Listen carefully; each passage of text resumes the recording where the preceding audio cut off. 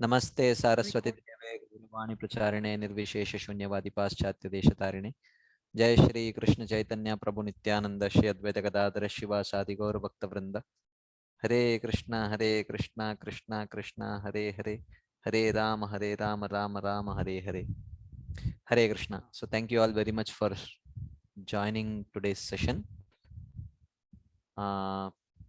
Okay, I'm sorry. Okay, you're unable to unmute. I'll give all permission to unmute themselves.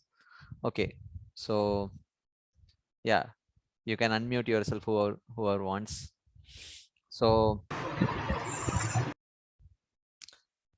we will start today's session.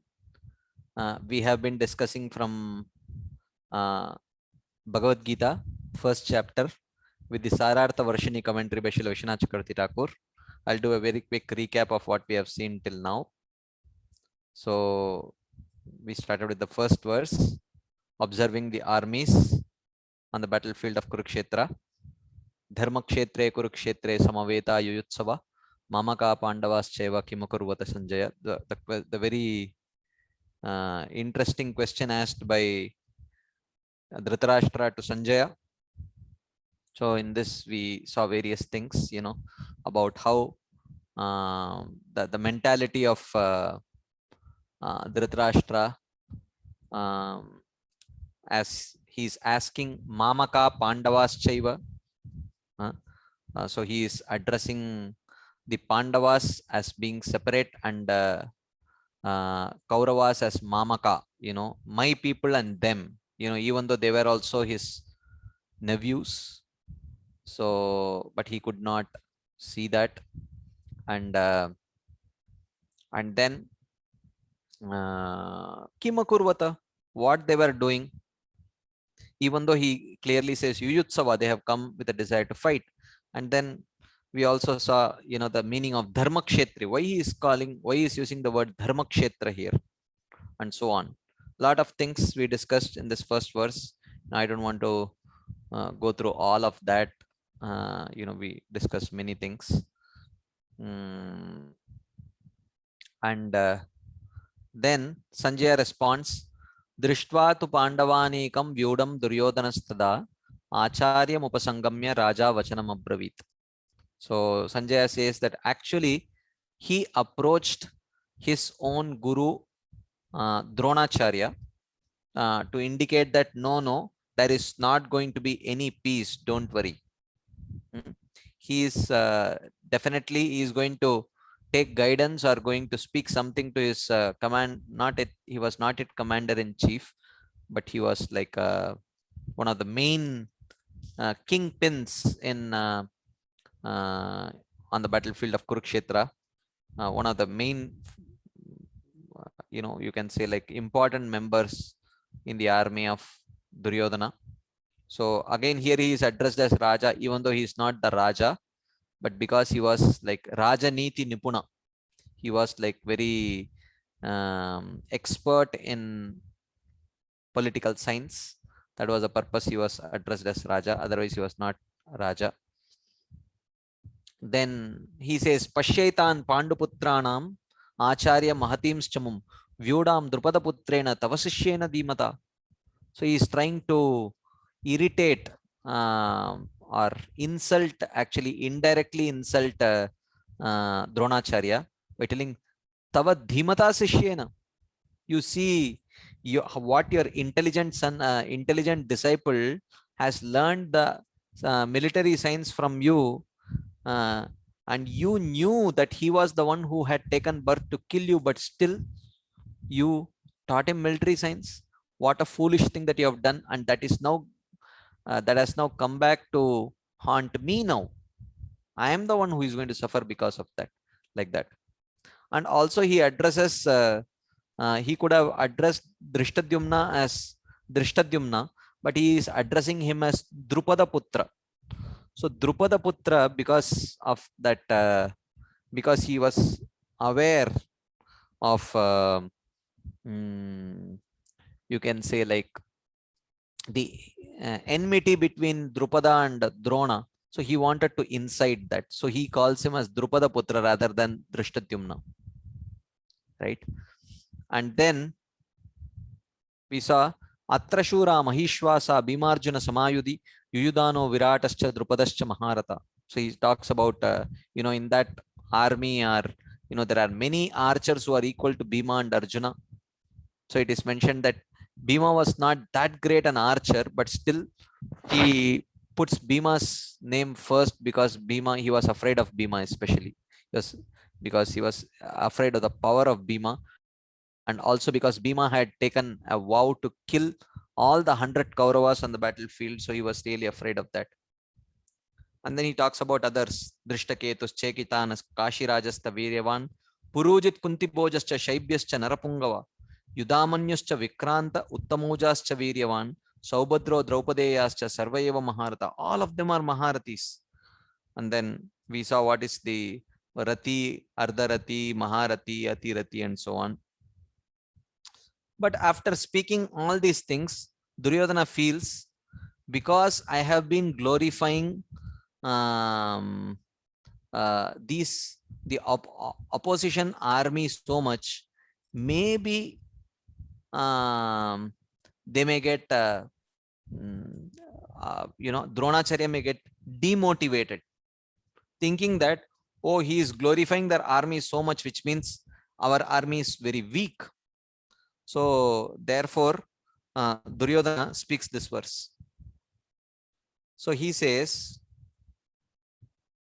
Asmakam tu Vishishtaye Tanniboda Dvijottama Nayaka Mama Sainyasya Samgyartam Tan Bravimite. He says, O Dvijottama, O best of the Brahmanas, Tanniboda. Please understand while I am going to narrate to you, Asmakam tu Visishtaye, that even in our army, who are the people on our side? Mama Sainyasya Nayaka, the commanders of our army, I am going to share with you. Tan Bravimi, I shall list them, Te Samgyartam, so that you can properly understand the comparative strength of both the armies.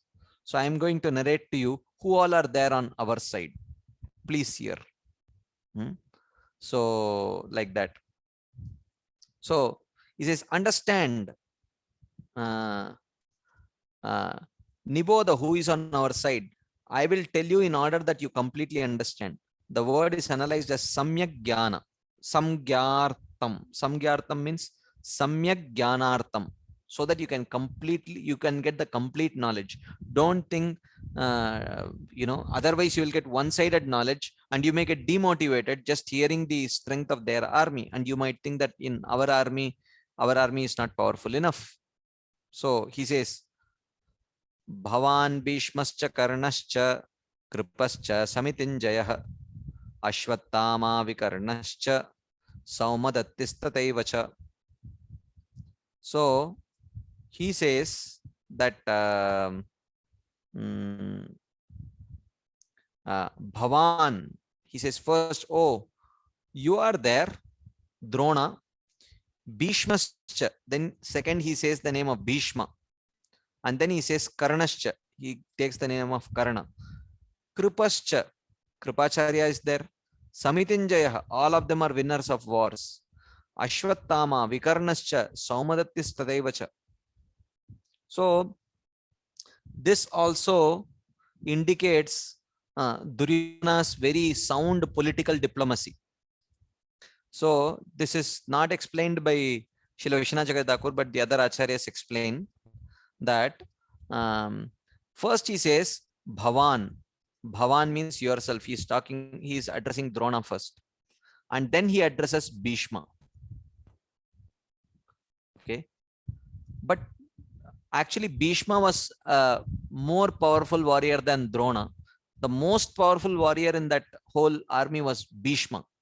So when he is talking about powerful people, he must have ideally spoken the name of Bhishma first, but he speaks the name of Drona first.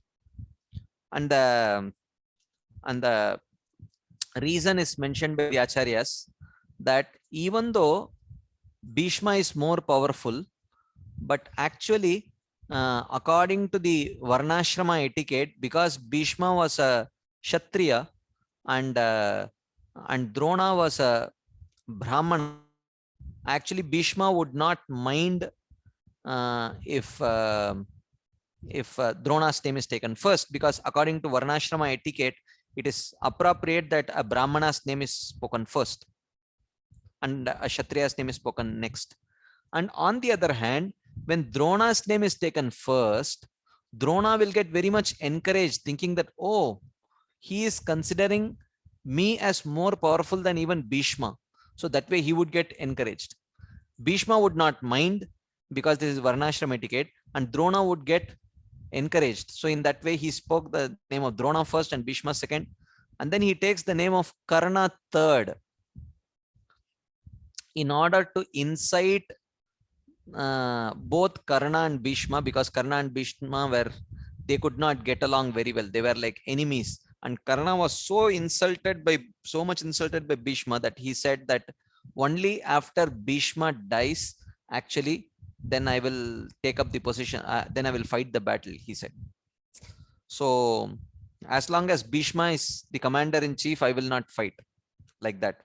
So so Karna and Bhishma could not get along very well. So so that's why he speaks the name of Karna next, just to remind Bhishma that in front of Karna, you should not you should not be defeated. Actually, it would be such an insult, like that.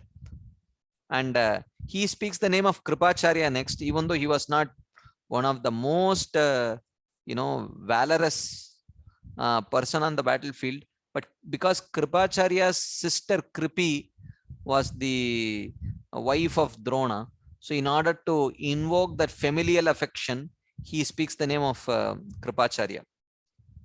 And then he speaks the name of Ashwathama, who was the son of Drona, just to again invoke familial affection. And Vikarna was the last brother of, I'm not sure if he was the last brother of Duryodhana, but he was one of the brothers. He was the only brother who actually opposed the battle of opposed Duryodhana's decisions and his mentality and all that. Even Draupadi's Vastraharan and all, he was dead against it. So Duryodhana was aware of it, that anytime, if at all someone might defect my camp, would actually leave my camp and go to the other camp, it could be Vikarna. And if Vikarna starts, then one after another, many people who are not happy with me, they may also defect to the enemy camp. So in order to pacify Vikarna, he uses the name of Vikarna also. Actually, Vikarna was not at all a very powerful warrior. He was not known as a powerful warrior at all. But still he says, Vikarnascha, so that Vikarna also gets inspired and he will not defect to the enemy army. This was like the mentality of Duryodhana. So like that. So then he continues. Anye cha bahavaha shura madarte tyakta jivitaha nana shastra praharanaha sarve yuddha visharadaha. Anye cha bahavaha shura. And there are so many other brave men. Madarte tyakta jivitaha. This is where Mother Saraswati inspired him to speak inappropriately. Or you see what he says, Madarte tyakta jivita. Madarte tyakta jivita means they have already given up their lives for my sake.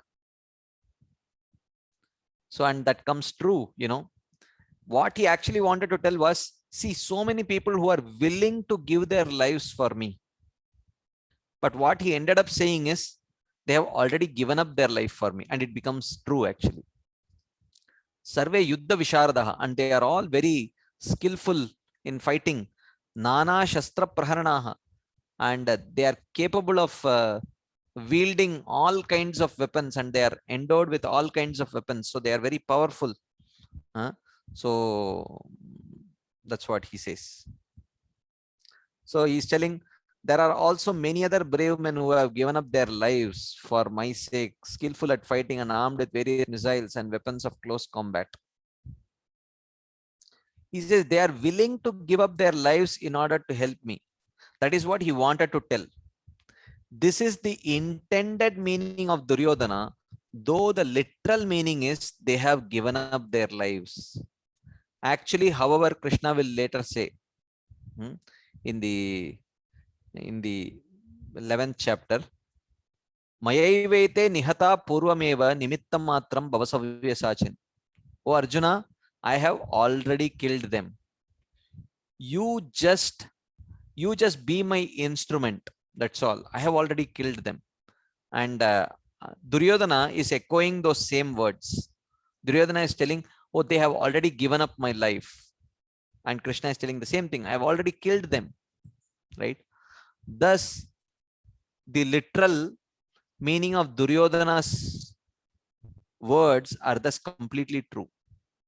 The literal meaning is completely true. They have actually given up their life for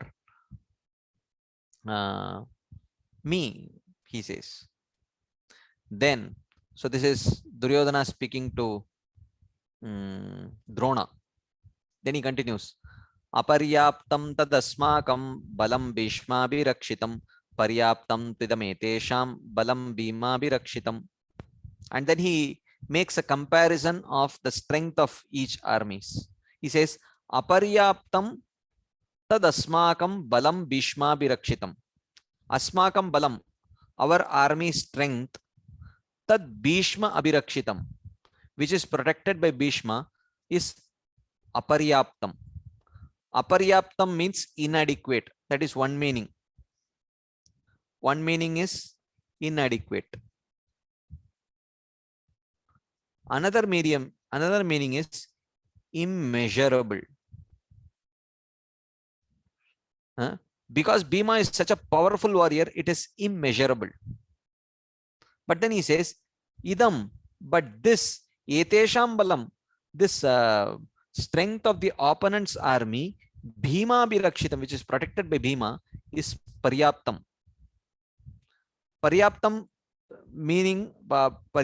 means adequate to defeat us.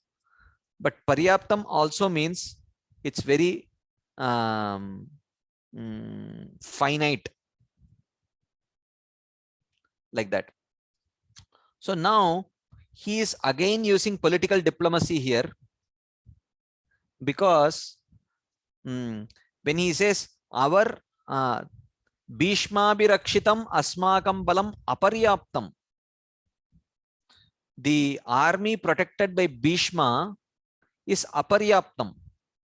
Aparyaptam means he is expecting Drona will understand it as inadequate. He's thinking, look, Bhishma is very much affectionate to Pandavas, and also he has become old. So the army which is protected by Bhishma is inadequate. It cannot defeat the Pandavas. So Drona, I am solely dependent on you. In that way, Drona is expected to understand. But when the same thing is heard by Bhishma, he is expected to take the meaning of aparyaptam to mean immeasurable. So he gets encouraged. Oh, Duryodhana is thinking that the army protected by me is immeasurable, which means he has full faith in my prowess. So like that, he is speaking in two meanings, to encourage both Drona and Bhishma, like that. So Srila Vishwanath Jagatakur says, our troops are not up to standard, aparyaptam. We cannot fight against the Pandavas. This is what he is trying to tell Drona. Even though protected all around by Bhishma, who has fine intelligence and is experienced in fighting and theory, Bhishma has sympathy for both parties. He is not clearly my sole well-wisher. He has affection for both parties, right? The Pandavas are very well protected by Bhima, though he has gross intelligence and is not thoroughly conversant with fighting and theory. He may not be as conversant in fighting and theory as Bhishma Dev, but at least he is solely dedicated to the Pandavas. But Bhishma is much more capable than Bhima, but his loyalty is split loyalty. So eventually what that would mean? That would mean Pandava army will have the 100% protection by Bhima and 50% protection by Bhishma will also be there. So their army that way becomes much more powerful. So my only hope is you, Drona. So I am solely dependent on you. Like that, he tries to encourage Dronacharya. In other words, they are well equipped to fight against us. That's what he's indicating. So now, because he has been talking only about Drona, Bhishma, Bhima, and the other army, the other leaders or the other fighters on his battlefield, they may think, is there a need for us or not? Should we fight, or do you think only Bhishma and Drona will alone destroy the Pandava army? So they may get insulted, because Kshatriyas are very easy to get insulted. You can't insult them like that. You cannot challenge their prowess. So therefore he says, Ayaneshu cha sarveshu yata bhagamavastitaha Bhishmamevabhirakshantu bhavantas sarva evahi.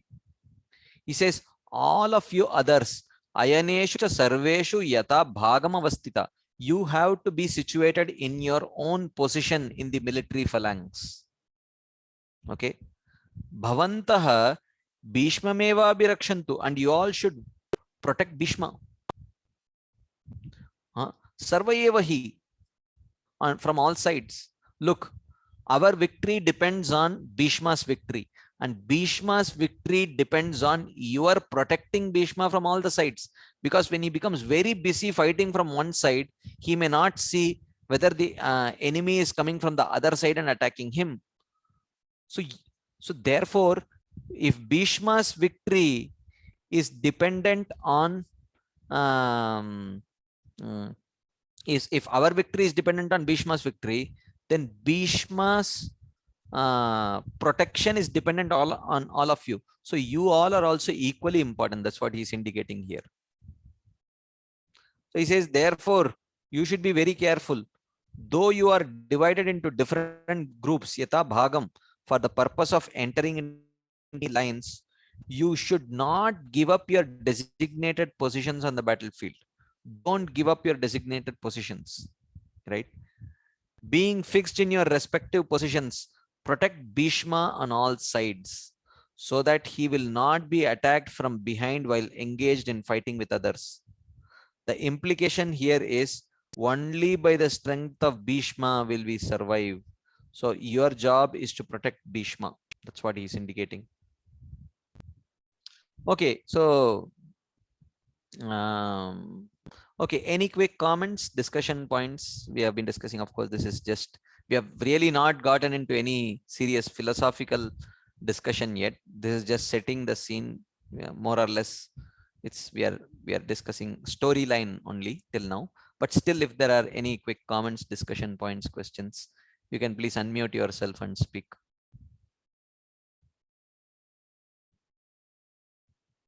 Anyone? Okay, so if there is none, then we will continue.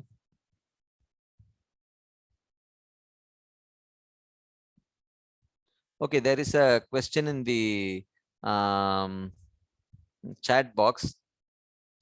Didn't Dronacharya also have some bias towards the Pandavas, Arjuna specifically? Yes, he did, but he does not want to directly speak about it to Dronacharya. He will not speak anything directly. He will just indicate. That is the point. Yes, actually, you're right. Even Dronacharya had a soft corner for Arjuna specifically, which is true. Okay, let's continue then. Tasya sanjanayan harsham kuru vriddha pitamahah Simmanadam vinadyochaihi shankam dadmau pratapavan. So it is mentioned that okay, there is another.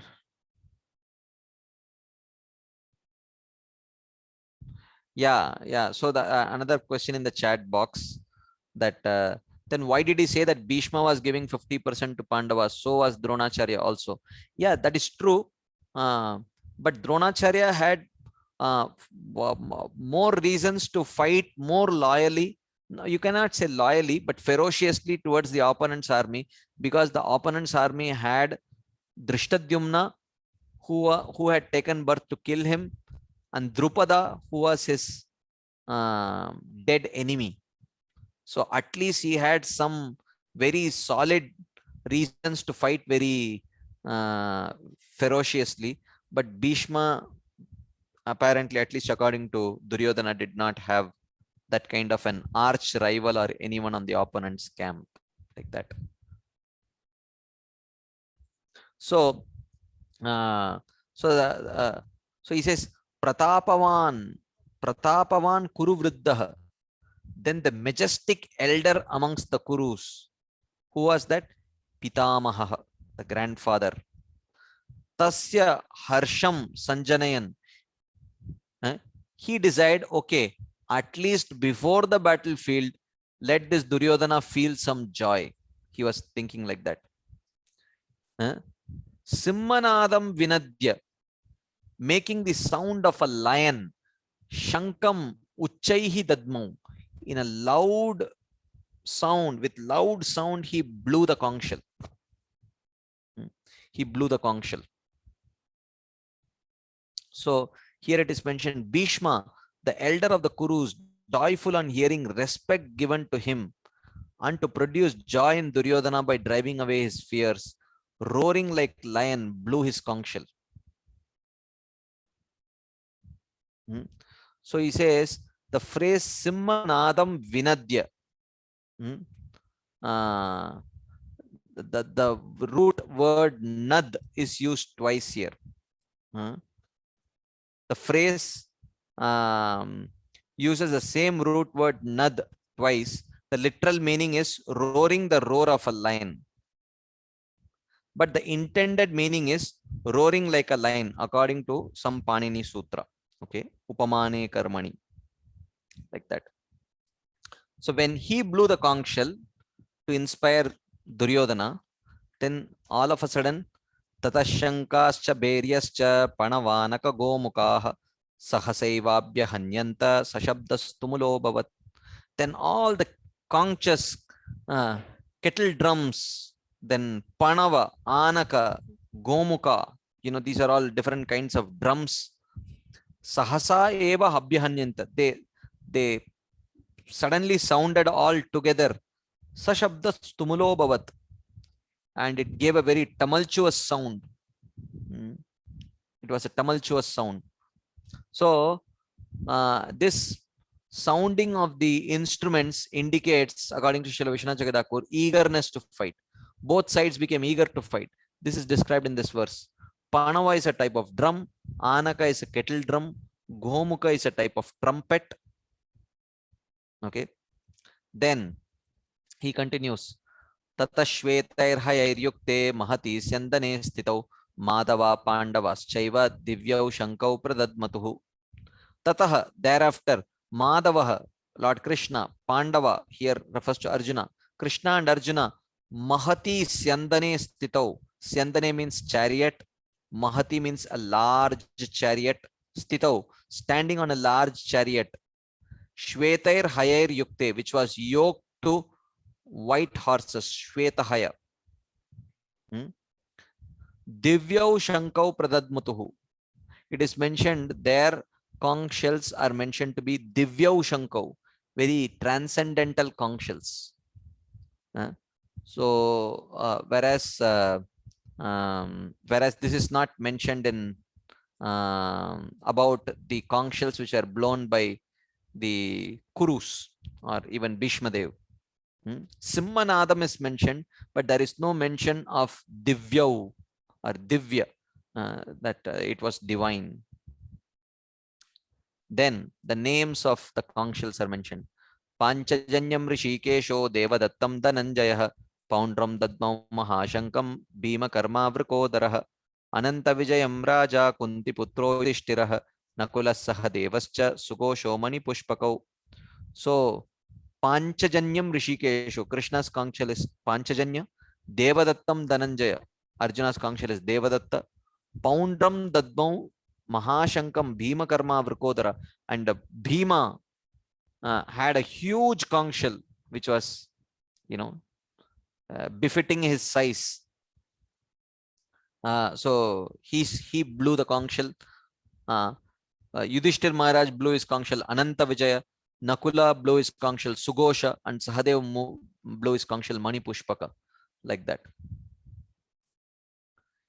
Kashyascha Paramishwasah Shikandi cha Maharatah Drishtadhyumno Viratascha Satyakischa Parajitah Drupado Draupadeyascha Sarvashah Prativipate Saubhadrascha Mahabahu Shankan Dadmuhu Pratak Pratak. So Kashyascha Paramishwasah. Ishu means bow. Ishwasaha means archer. Kashyascha Paramishwasah. The Kashiraj, or the king of Kashi, who was a very powerful archer. Shikandi cha Maharatah. Shikandi, who was also a Maharata. Drishtadhyumna Virata Satyaki, who was Aparajita, who was infallible or undefeatable on the battlefield. Drupada, Draupadeyascha, Drupada and the sons of Draupada, Draupadi, right? Sarvashah Prativipate. All of them. Saubhadrascha Mahabahu, and the son of Shubhadra, which is Abhimanyu.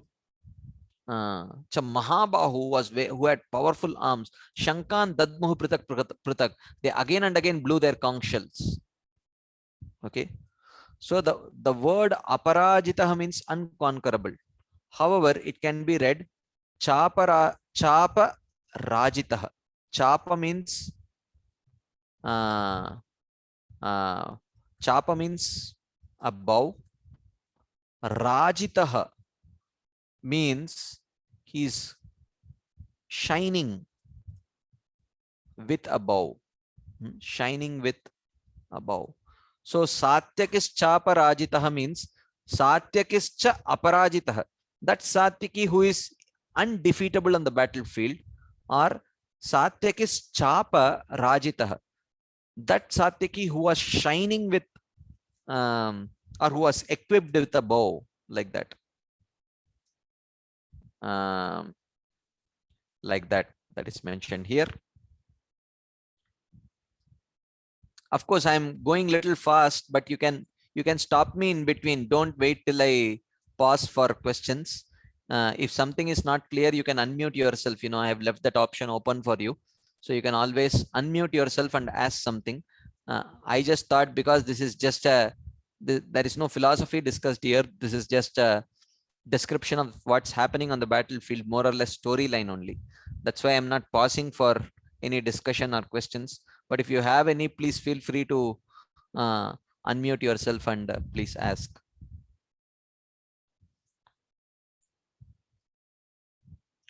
Okay. Sagoshodartarashtranam hridayani vyadarayat nabascha prithivimschaiva tumulobhyanunadayan. Saha tumulaha gosho. That tumultuous sound, nabascha prithivim chaiva abhyanunadayan, which was filling the sky and the earth, which was reverberating between the sky and the earth. Dhartarashtranam hridayani vyadarayat. It mentions that it split the hearts of Dhritarashtra's sons, but it is not mentioned like that about the Pandavas. Even though both were hearing the same sound of the conch shells which were being sounded from both sides, but it is mentioned that as soon as the Kauravas heard this sound of the conch shells, their heart literally shattered. But there is no such mention about Pandavas feeling that kind of a shattering of hearts like that. This is another sign of victory, sign of victory for the Pandavas. Okay. अत व्यवस्थितान् दृष्ट्वा धार्तराष्ट्रान् कपिध्वजः प्रवृत्ते शस्त्र संपाते धनुरुद्यम्य पाण्डवः ऋषिकेशं तदा वाक्यम् इदम् आह महीपते सेनयोरुभयोर्मध्ये रथं स्थापयमेच्युत यावदेतान् निरीक्षेऽहं योद्धुकामान् अवस्थितान् कैर्मया सह योद्धव्यम् अस्मिन् रणसमुद्यमे योत्स्यमानान् वेक्षेऽहं ययते अत्र समागताः धार्तराष्ट्रस्य दुर्बुद्धेर् युद्धे प्रियचिकीर्षवाः. So here Arjuna says, Sanjay is narrating, O Mahipate, O king, ata, then pravritte shastra sampate, as the army is prepared to fight, Pandavaha Kapidvajaha, Arjuna with Hanuman's insignia on his flag, Vyavastitan Dhartarashtran Drishtva, seeing the sons of Dhritarashtra standing there,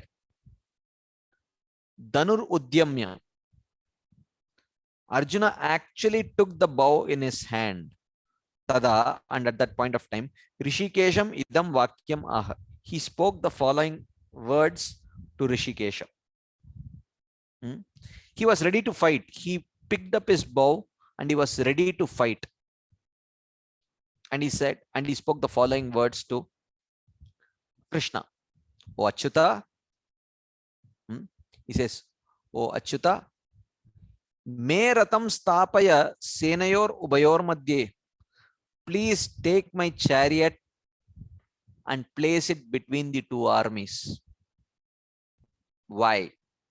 Yavad, so that Yetan niriksheham, so that I can see Asmin Ranasamudyame, so that at the beginning of this battle, Yoddukaman Avastitan, who are those people who are desirous, who have come with a desire to fight.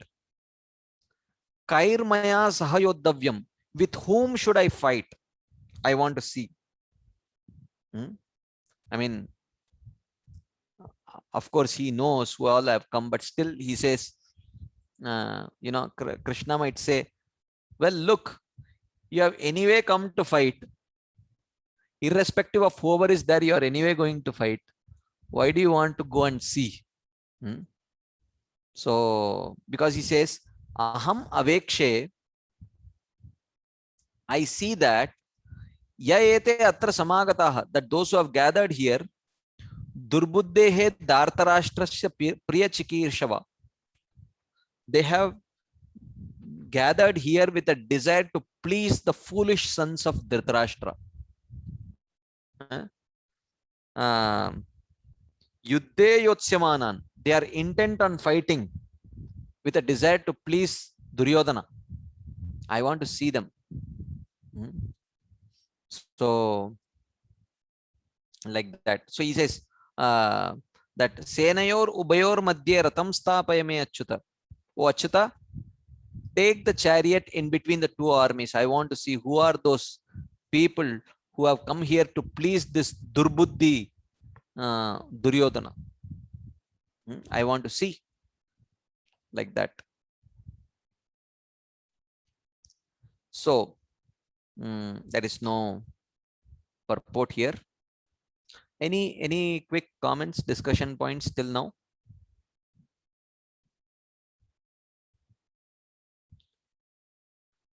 Okay, if there is none, then we'll continue. Yeah. Hare Krishna Prabhuji, can you hear us? Yes, Prabhu, I can hear you. So, what is our understanding why the sons of Dhritarashtra felt the fear in their hearts and the Pandavas did not feel the fear? Because the Pandavas are on the side of Dharma? Is that our understanding? Yeah, and also the conch shells that were blown by Arjuna and Krishna, they were very divine conch shells. So because they were, as you said, they were on the side of Adharma. So when they heard the divine sounds, it was sounding very inauspicious to them, and it was like an omen indicating that you are going to lose the battlefield, like that. So they felt really fearful. Okay. Yeah. Okay, Guru. Thank you. Thank you. Hare Krishna. Anything else anyone would like to ask, add? Okay. Sanjay continues.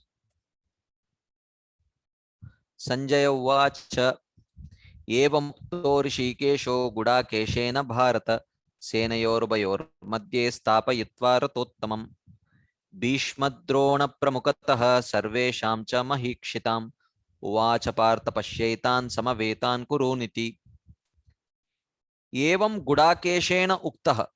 When Arjuna spoke to him in this way, Rishikesha Rathottamam Stapayitva, he stationed the best of the chariots, Ratha Uttamam Stapayitva, Senayor Ubayor Madhye, between the two armies. Not just between the two armies, Bhishma Drona Pramukatah, right in front of Bhishma and Drona, he took the chariot and parked it there. Sarvesham cha Mahikshitam, and along with them all the other princes were standing there. Iti Uvacha, and he spoke in this way. So after parking the chariot right in front of Bhishma, Drona and the other princes, he said, O Partha, Pashya etan samavetan kurun. O Partha, just see who are those people who had who have assembled to fight with you. Because he knows that seeing Bhishma and Drona, Arjuna will start feeling a little weak emotionally. So the Lord Rishikesha, though himself the controller of everyone's senses, was thus ordered by Arjuna, controlled just by his words. So interesting that here Krishna is addressed by the words, by the name Rishikesha. Rishika means senses, Rishikesha means one who is the controller of senses.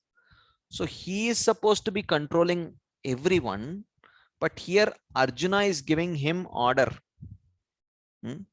So see how the Lord is controlled by prema.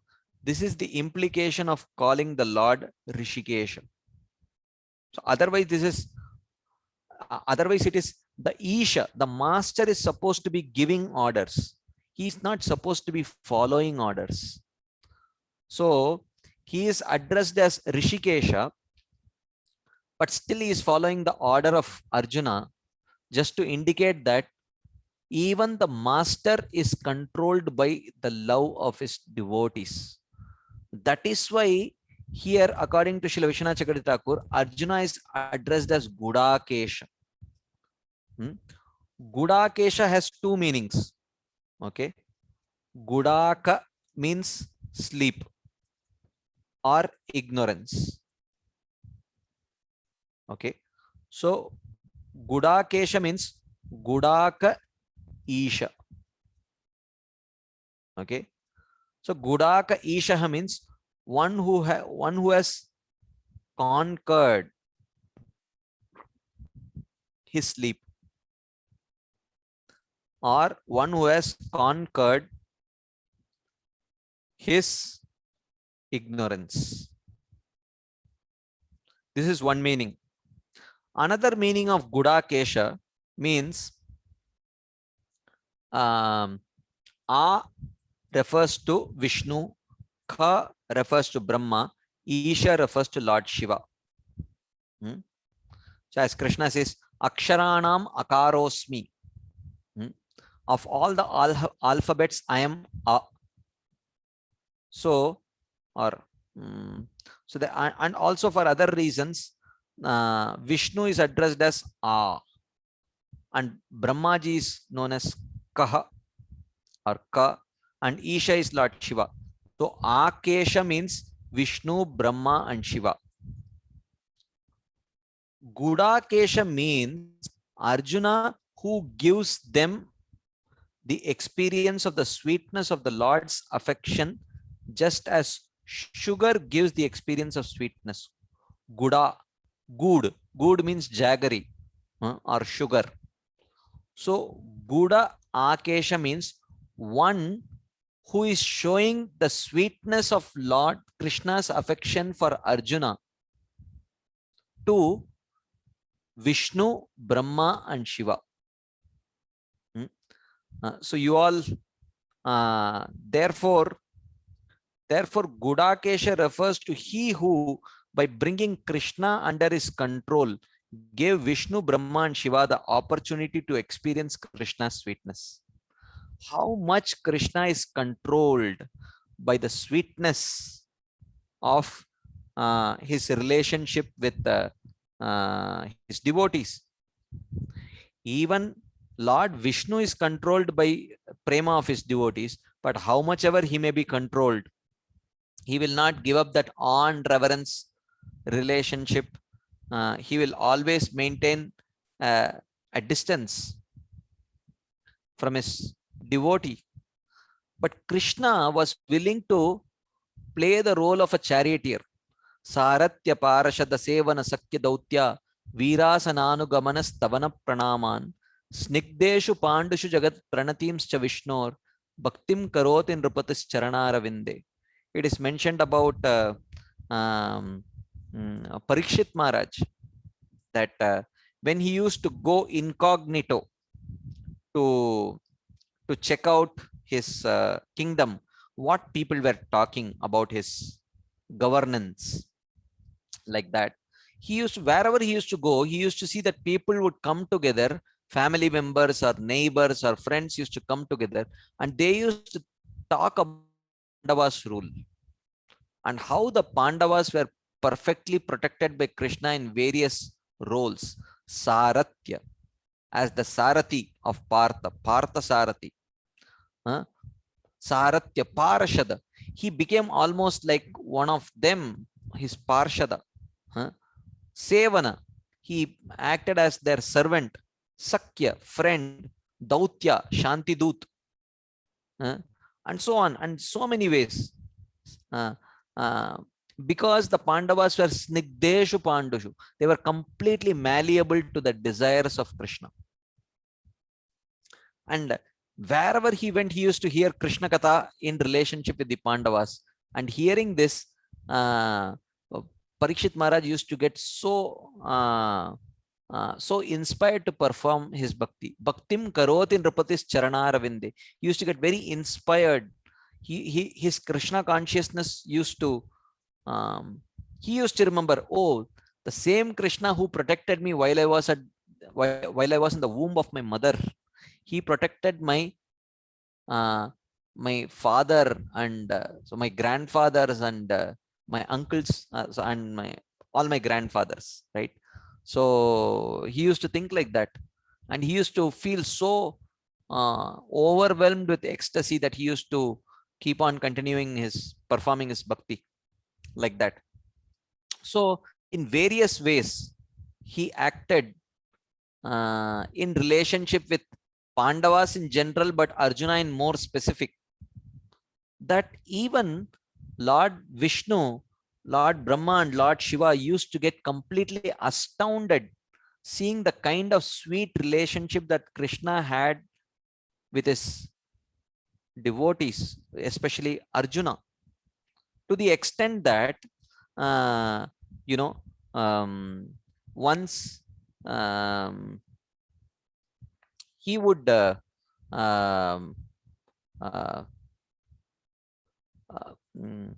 once actually what is his name? Yeah, in the kingdom of Dwaraka, one of the, you all know this story, this is there in Krishna book also. In the kingdom of Dwaraka, actually there was a particular Brahmana whose sons were dying one after another like that, and which was all by divine arrangement. And the Brahmana became very frustrated he came to Krishna and he said, look, in a dharmic kingdom where the king is very dharmic, it should never happen that the son leaves before the father. In your kingdom, not once, but so many times, one after another, my sons have left. So you are responsible. He spoke like this. And Arjuna was also there. Arjuna could not tolerate. He said, I will find out where your sons are, like that. And then both Arjuna and Krishna, they go search everywhere. Everywhere, no place they could find. And finally they land up in Vaikunta. And all the sons were hidden there by Lord Narayana himself. And Lord Narayana apologizes. And he says, my dear Lord, I apologize. I actually made this arrangement so that I could see the sweet relationship that exists between the two of you. So therefore, Krishna's relationship with his devotees astounds even Lord Narayana. As Rupa Goswami says, Siddhantastu abedepi Shrisha Krishna Swarupayoho Rasena Utkrishyate Krishna Rupam Yesha Rasastitihi. He says, according to the Siddhanta, there is no difference between Lord Narayana and Krishna. But if you consider rasa, then Krishna Rupam is very, very special. Krishna's form is very special. Krishna's leelas are very special. The intensity of love that his devotees have for Krishna are incomparable. So therefore, Lord Narayana is also completely astounded. So he wanted to see, how could someone love Krishna so much, and how could Krishna love his devotees so much? So he wanted to experience that sweetness of love that Krishna had for his devotee and devotee had towards Krishna. So he made this arrangement so that both Arjuna and Krishna could come there.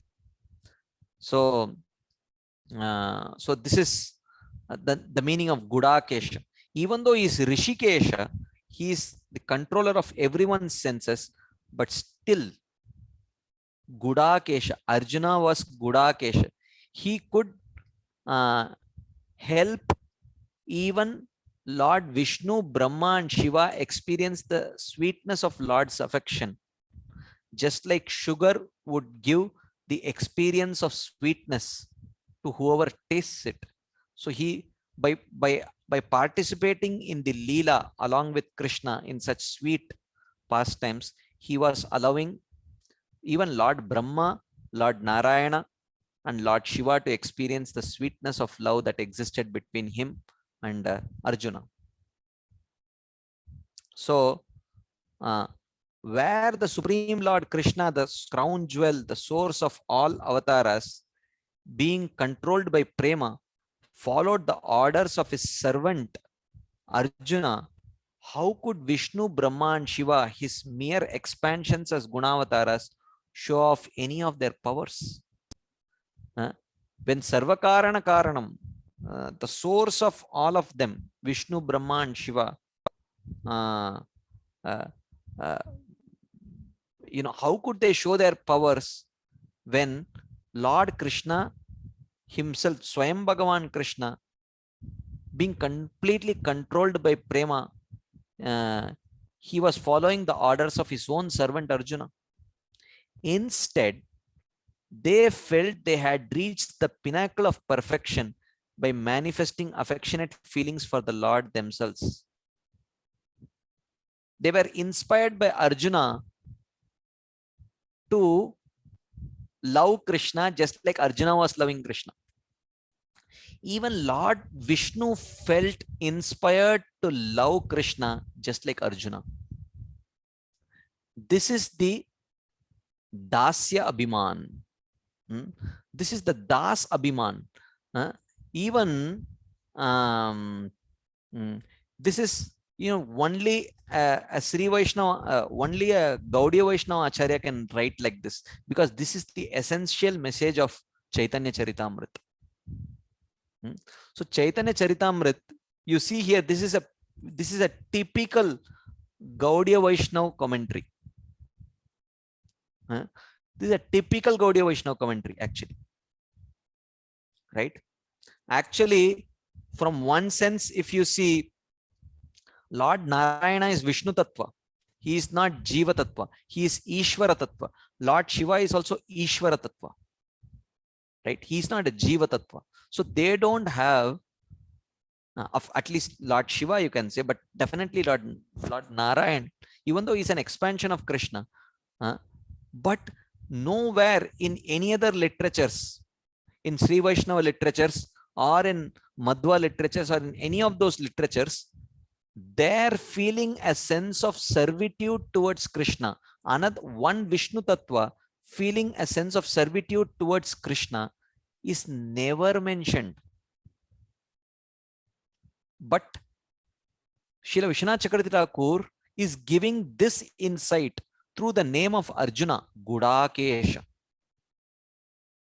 So he is telling that seeing the kind of love that Krishna has towards Arjuna, even Lord Narayana is thinking he wants to put himself in the position of Arjuna and experience that love that Krishna is sharing with Arjuna. This is what you see chapter after chapter after chapter in Chaitanya Charitamrita. There are chapters dedicated to Advaitacharya's Das Abhiman. Advaitacharya is dancing. Chaitanya Das Moi Chaitanya Das Moi Tara Daser Das. Like that. So he is chanting this verse and madly dancing. I am Chaitanya's Das, I am Chaitanya's Das. While he himself is Mahavishnu himself. Nityananda Prabhu is not different from Balaram. Balaram Hoilo Nitai. But he takes great pride in having the Das Abhiman towards Krishna, towards Chaitanya Mahaprabhu. So this is the uniqueness of what the Gaudiya Parampara has to offer. The unique position of Krishna in Vrindavan. Aradhyo Bhagavan Brajesha Tanes Tadhama Vrindavanam. Ramya Kachit Upasana Vrajavadu Vargenaya Kalpita. To the extent that all his other, even Vishnu Tattva expansions are feeling Das Abhiman towards Krishna of Vrindavan. And very beautifully, Srila Vishwanath Chakravarti Thakur is bringing this out by his explanation of this word Gudakesh. Why is Arjuna being addressed here as Gudakesh? Like that. So this is the verse. The Lord of the spiritual sky, Mahavishnu, said, Dvijatma Jame Yuvayor Didrukshuna. So this is to Arjuna and Krishna. Lord Narayana is telling, I brought the Brahmana sons here because I wanted to see the two of you. He says, Yuvayor Didrukshuna. He does not say, oh Krishna, I wanted to see you. He does not say. Because he wanted to see not just the personality, but the rasa. The rasa that he was sharing with his devotees. And he also gives the other explanation. Gudakesha can also mean the Lord of sleep, the controller of the senses. Even Krishna, who is the direct controller of bhakti, became controlled by Arjuna's prema. Thus, Arjuna was able to conquer despicable Maya or sleep. Okay. If the Lord of Maya, who is Krishna, is controlled by Arjuna, then how can that Arjuna be controlled by Maya or sleep? He spoke in front of Bhishma and Drona and all the kings. He spoke. Though the word Pramukataha is compounded only with Bhishma and Drona, it refers to everyone. Thus, the meaning is putting his chariot in front of Bhishma, Drona and all the other kings. Headed by Bhishma and Drona, he put his chariot in front of all the other kings. Okay, so it's 9 o'clock. So we will pause. If there are any quick comments, questions about what we have discussed in Bhagavad Gita, we will take now for a few minutes, and then we will open up for other questions. You know, as I promised, between 9 to 9:30, we will discuss other questions if there are any. But if 1 or 2 minutes, if there are any quick questions regarding whatever we have discussed in Bhagavad Gita today, we can take. There is one question in the chat box. Arjuna is representing Jiva Tattva, still he could visit Vaikuntha in the same body. Well, when you know, when Krishna is there with him, what is impossible? And when Lord Narayana himself personally desires, when the Brahmana's sons could go to Vaikuntha, why can't Arjuna? And when Krishna is going with him, and when Lord Narayana himself desires, so all the other rules and regulations become subordinate to that. It is Krishna and Narayana who makes the rules as to who can enter. If Durvasa Muni could enter Vaikuntha, if the 4 Kumaras, these are all people who are not qualified to enter Vaikuntha, if they could enter Vaikuntha, why can't Arjuna, who was an eternal associate of Krishna, why can't he enter Vaikuntha? Another question. They had gone to Viraja and they met Mahavishnu in Karana Ocean, or is it Narayana in Vaikuntha? Well, this is a good question. I think it is Narayana and Vaikuntha only. That's what I think it is mentioned here.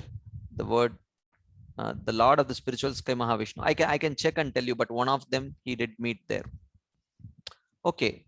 Are there any other questions connected with Bhagavad Gita, whatever we have discussed? Hare Krishna, Prabhuji. Yes, Prabhuji. So, this explanation of Gudakesha, I'm hearing it for the first time. Wonderful. My question is, how do the other sampradayas, like the Sri Sampradaya and others, how do they react to this understanding of like this explanation which is given? It's as you said rightly, that this is only in Gaudiya Vaishnava culture that somebody would give such a beautiful explanation. Correct. What do the other sampradayas when they read such commentaries? What is their response? I mean, I just curious. Yeah. How do they accept the Sri Sampradaya and the other sampradayas? How do they accept this or like that? Yeah, good. Actually, other sampradayas may not necessarily accept, and they need not accept also, because these kind of revelations are given to particular acharyas in a particular sampradaya to nourish their particular mood of worship to their particular deity of worship, form of worship. So therefore, this explanation may not be very appealing to the followers of other sampradaya. So whose mode of worship is different, whose form of worship is different. So therefore, ultimately, the very existence of a sampradaya is meant to inspire people who wish to cultivate a particular mode of worship. To nourish that mood, the acharyas are compiling literatures, and ideally they are meant for followers of that particular sampradaya only.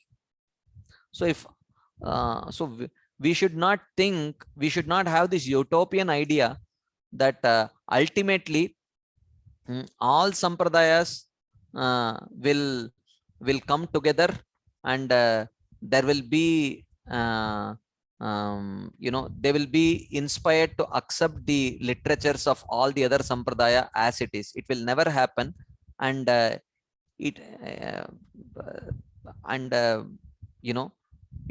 it should never happen actually, because ideally each one of them have a different flavor of worship, and according to that, even Bhaktivinoda Thakur writes in I think it is in Bhaktya Loka, he writes that there are two categories of people.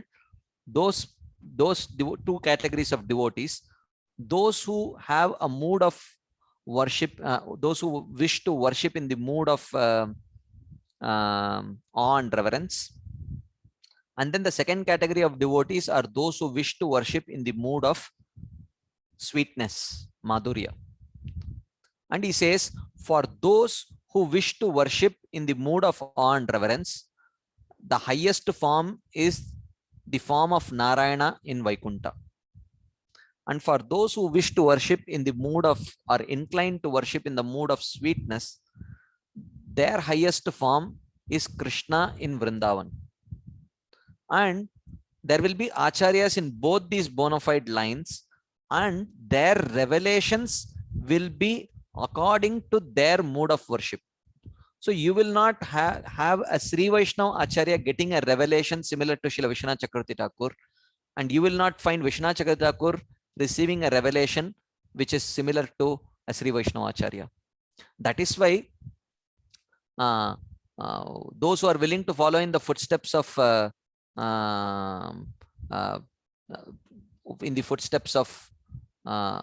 Chaitanya Mahaprabhu are supposed to take inspiration from our Sampradaya Acharyas only and not other Sampradaya Acharyas.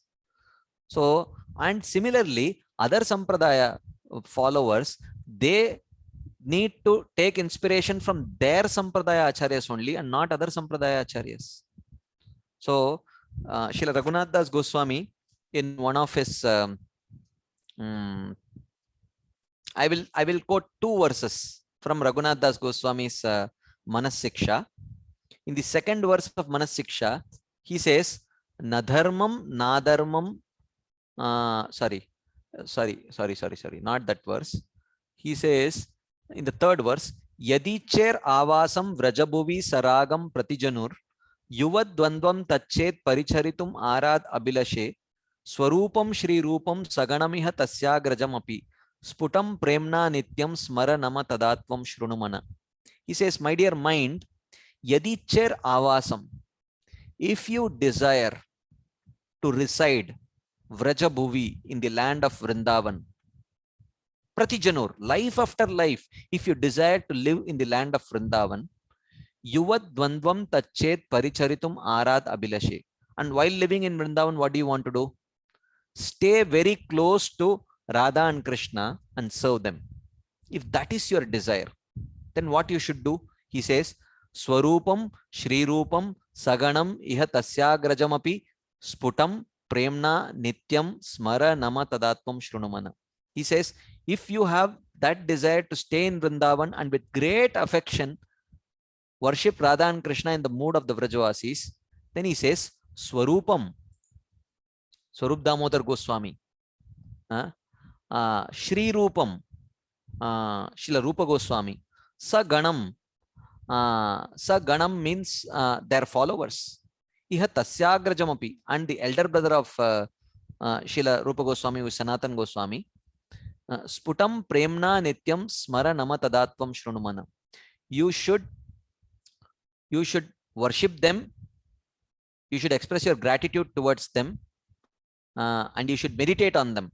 And Srila Bhaktivinoda Thakur explaining this, he says, it means that you should take shelter of their literatures. So, Bhaktivinoda Thakur explains in this verse that this verse explains, can you get Vraja Prem through any other Sampradaya? If you take shelter of any other Sampradaya's teachings or writings, can you get Vraja Prem? And Raghunath Das Goswami says, no. You can get Bhagavat Prem, but you cannot get Vraja Prem. You cannot get love for Krishna in Vrindavan. That is not possible. That is possible only by taking shelter of the writings of our own acharyas. That does not mean we reject the writings of the other acharyas. We don't say that the other acharyas' writings are non-bona fide. It is very much bona fide, but it is not suitable to nourish my mood of worship. Right? Because others, and in the next verse, very next verse, he says, he talks about various levels of obstacles to progressing on the path of devotional service, especially devotional service to Radha and Krishna. He says, three very, very gross obstacles, he says. He says, Asad Varta Veshya विसृजमति सर्वस्व हरणी कथा मुक्ति व्याग्र्या न शृणु किल सर्वात्म गिलनी अपि त्यक्त्वा लक्ष्मीपतिरतिम इतो व्योमनयनीम व्रजे Radha कृष्णौ स्वरति मणिदौ tam bhajamana. So he's telling his mind, my dear mind, try to avoid these three very important obstacles. He says that asad varta veshya, give up prajalpa, he says. And then he says, give up mukti katha, give up discussion about liberation, not wanting to suffer in this material world. And the third obstacle is a very, very interesting obstacle. He says, api tyaktva lakshmi pati ratim ito vyomanayanim. He says, give up your attachment to worshipping Lakshmi Narayan. Why? He says, otherwise you will be abducted to Vaikunta. If your desire is to worship Radha and Krishna in Vrindavan, you can worship Lakshmi Narayan, no problem. But your attachment should be to worship only Radha and Krishna. So even attachment to Lakshmi Narayan is identified as an obstacle. But this is meant for only Gaudiya Vaishnava practitioners. So the other Vaishnava Sampradaya worshippers are not expected to read Manas Siksha. It's not a book for them. It is not going to nourish their faith. It is not going to nourish their mood of worship. So therefore, even though from a Siddhanta point of view, all the Sampradaya Acharyas agree on most of the points, but when it comes to rasa, each one writes literatures. They are inspired by Krishna to write literatures in a way that will actually inspire their followers to nourish their own mood of worship. So therefore, you will actually Sri Vaishnavites, they are very chaste to their own parampara acharyas. They will most likely not read our literatures. The Madhvites also are very chaste to their own parampara. They will not read our literatures. They are not expected to also. Similarly, while we appreciate the writings of other acharyas, we seek inspiration to achieve our goal through the writings of our acharyas only. So therefore, will it not confuse them? How will they take? They will not take, and they are not expected to take also. They don't have to take. They can take what their acharyas are providing to them. Is that relevant, Prabhu? Shyamlal Prabhu. Thank you, Prabhu. That's quite a good explanation. Thank you. Thank you, Prabhu. Hare Krishna. Hare Krishna. There is one follow-up question by one devotee here. That is Shyam Mohan Prabhu. Shyam Mohan Prabhu. Yeah. Sorry, I forgot his initiated name. Shyam Mohan Prabhu says, does this not lead to side effect of sampradayikta or narrow-mindedness? Well, this is not narrow-mindedness. I will give you one example. You all know this story. Actually, if you see Raghunath Das Goswami. Raghunath Das Goswami, you all know this story, that he used to drink only 1 cup of buttermilk, 1 drone of buttermilk once every few days. But his followers were very, they were not very happy. So they thought, but they understood that he is not going to drink more than that. So they tried to find out bigger drones in which they could give buttermilk to him. So they brought this bigger drones and gave it to and filled buttermilk in those bigger drones and gave it to Raghunath Das Goswami. Raghunath Das Goswami said, hey, how come the drones are very big, much bigger than the usual size? Where did you get it from? And they said, oh, we got it from Sakistali. So Sakistali is the village of Chandravali. So he said, what? How could you do this? He threw that buttermilk away and he said, how could you get me, Drone? How could you get anything from Sakistali? Because it belonged to Chandravali. Now, you may say, is this narrow-mindedness? This is not narrow-mindedness. This is actually his devout affection to Radharani. Not that he hates Chandravali. Even though she is Gopi, right? Ultimately, Gopi Bhartur Padakamade or Das Dasanudas. We are supposed to become servant of the Gopis. So she is not like a worshipper of Lakshmi Narayan or anyone. She's not a demigod worshipper. She's not a demigod.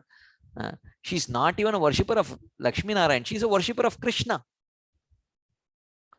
But at the same time, the same Raghunath Das Goswami, while he was staying in Vrindavan, one of his dearmost equal friends was Vrajanath, who was the son of Vallabhacharya, who was a Sampradaya Acharya for a different Sampradaya, different Vaishnava Sampradaya. You see, this is how they actually resolve. While it comes to the platform of their of worship, they are so strict that Raghunath Das Goswami would not even drink buttermilk given in a drone which was purchased from Sakistali. At the same time, as his best friend, he has a personality from another Sampradaya only. So the same way, we may have friends from other Sampradayas. We appreciate them. We see their dedication to their acharyas and we really appreciate them. We encourage them. But at the same time, seeing that, seeing them, we get inspired to follow our own acharyas. We can have friends in other Sampradaya, but our ideological nourishment should come from the writings of our own acharyas only, and not from the other Sampradaya acharyas. So, another question. That means other Sampradayas will not get Vraja Prem if they don't imbibe this mood. Well, the other Sampradayas are not meant to propagate Vraja Prem. The other Sampradayas are mostly meant for developing the mood for worshipping Lakshmi Narayan. And even some of the Sampradayas are there even in Vrindavan. But that mood is different from the mood that Chaitanya Mahaprabhu came to give. Of course, we can discuss about this little bit more deeply on some other day. But the kind of Vraja Prem that Chaitanya Mahaprabhu came to give is quite different from, that which you might see in the other Sampradayas in Vrindavan also.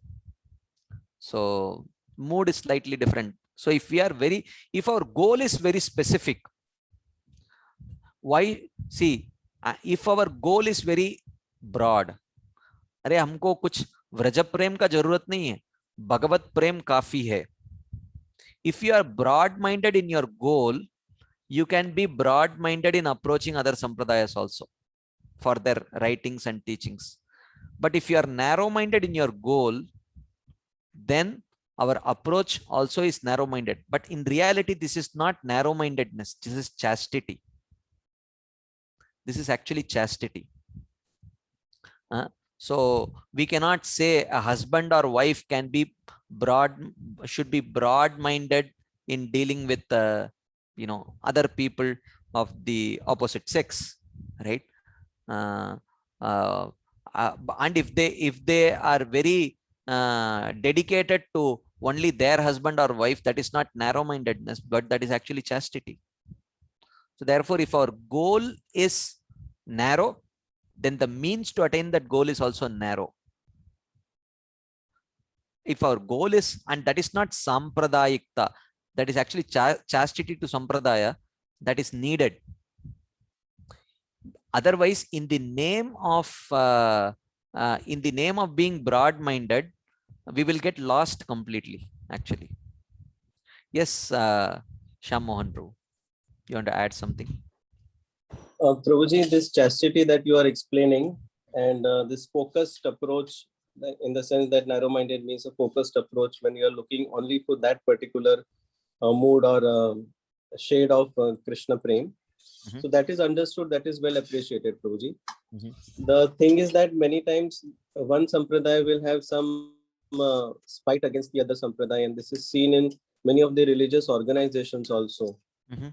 And they will quarrel with each other or try to show the other one down based on their own philosophy and how their philosophy is better than other philosophies coming from other sampradayas or sects or groups like that, Mhm. Mhm. philosophical groups. Yeah. So, so that was the feeling when I Yeah. asked. I mean, see, Rupa Goswami's and Sanatan Goswami's mood. They are our Sampradaya Acharyas. When someone came to argue, they said, give the Vijaya Patra, and they were the first to sign. We are not interested in arguing with anyone. We don't want to put any Sampradaya down. In fact, Chaitanya Mahaprabhu adapted particular things from various Sampradayas. So we don't see any other Sampradayas, either their practices or their goal as being inferior to ours. But we understand that we have a particular flavor which we are aspiring for, which only Chaitanya Mahaprabhu and his followers can give. The other flavors which the other sampradayas may aspire for, their acharyas, they can give.